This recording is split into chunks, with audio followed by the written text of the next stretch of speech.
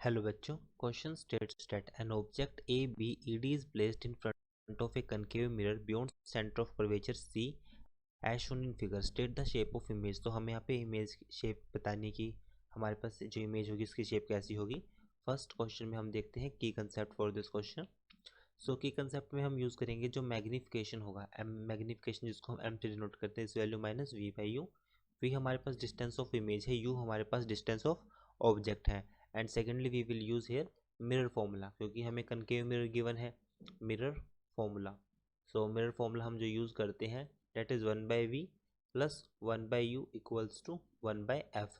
और साथ में हम साइन कन्वेंशन भी यूज़ करेंगे, साइन कन्वेंशन जिसमें हमारे पास u की वैल्यू नेगेटिव होगी, कनकेव मिरर के लिए v की वैल्यू भी नेगेटिव होगी। सो अब यहाँ पर देखते हैं क्वेश्चन में कि जो अब क्वेश्चन में कहा गया है कि जो ऑब्जेक्ट है वो c से बियॉन्ड है, c से परे है। Object is beyond c।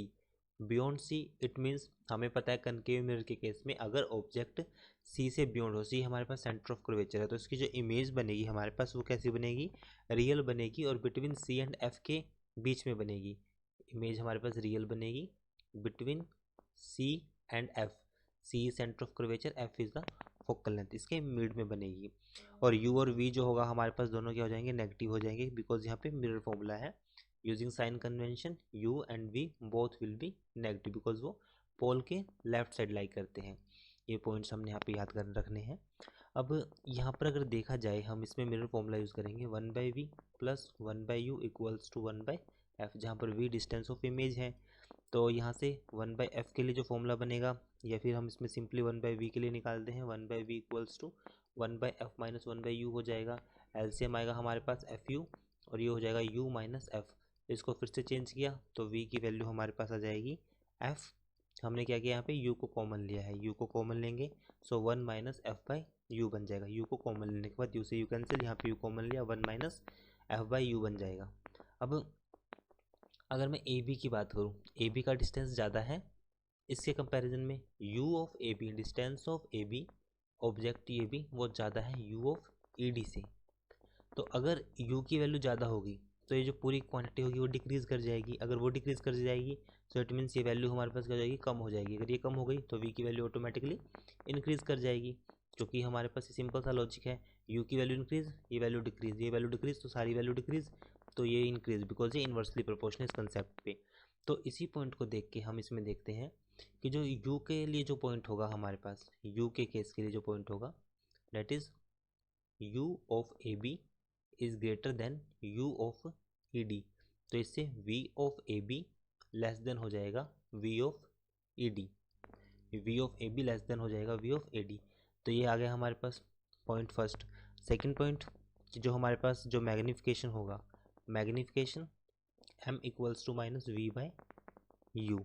सो इसका मतलब अगर सिर्फ मैग्नीट्यूड की बात करें, m equals to V by U, only magnitude, simply magnitude है। तो इस केस में हमारे पास जो मैग्नीट्यूड होगा that is m of A B, वो डायरेक्टली प्रोपोर्शनल है v की वैल्यू क्या है हमारे पास, सॉरी यहाँ पे v की value A B greater than होगी, सॉरी फॉर दिस, बिकॉज ये हमने जो पिछले वाला कंसेप्ट यूज़ किया था, v of A B is greater than v of E D, because यहाँ पे u की वैल्यू अगर बढ़ेगी तो v की वैल्यू भी इंक्रीज़ करेगी। तो इसका मतलब m ऑफ ए बी का जो मैग्नीट्यूड होगा हमारे पास वो लेस देन हो जाएगा, वो हमारे पास लेस देन होगा मैग्निफिकेशन केस में।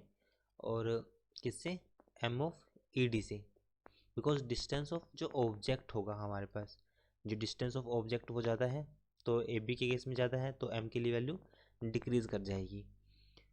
सो क्योंकि वो उसकी हाइट पर डिपेंड करती है, वो हमारे पास हाइट पर डिपेंड करती है। अगर हम इसकी इमेज बनाएं, अगर हम इसकी शेप बनाएं तो शेप हमारे पास कुछ इस तरह से बनेगी।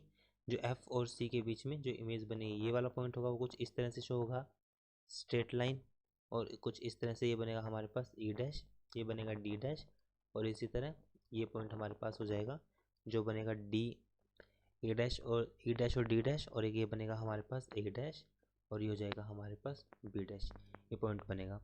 सो इस पॉइंट को देख के हम कह सकते हैं कि जो मैग्निफिकेशन होगा ए बी का साइज़ छोटा है, ए बी का साइज़ हमारे पास छोटा है किससे, ई डी से। So magnification of A B is less than 1, less than 1 मतलब फर्स्ट ऑप्शन होगा, या फिर सेकंड ऑप्शन होगा, बाकी तो रिजेक्ट हो जाएंगे। और ईडी हमारे पास क्या है, वो भी लेस देन 1 होगा, क्योंकि हमारे पास जो वी ऑफ ईडी है हमारे पास वो भी इसके कंपैरिजन में, ऑब्जेक्ट के कंपैरिजन में स्मॉल है, तो इसलिए हमारे पास जो ऑप्शन फर्स्ट होगा वो राइट है। I hope solution is understandable. Thank you.